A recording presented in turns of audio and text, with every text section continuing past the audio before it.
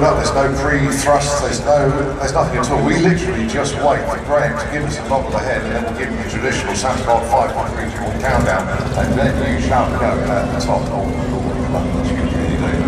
Okay, so everybody's going to step back. It will just be steam coming out the back of the bike, and so wait for the knock. Graham Sykes, captain there. Well, another quick fact as well, it takes 4 to 5 hours to heat 100 litres of water to operating temperature to make it run. So not a quick turnaround, a lot longer than the kiln. There we go. So Graham positioning himself in stage.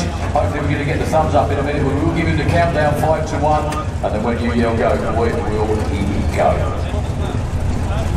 Okay, here we go then. 5, 4, 3, 2, 1. Way before the 8th mile. Oh my goodness me, that's 60 foot.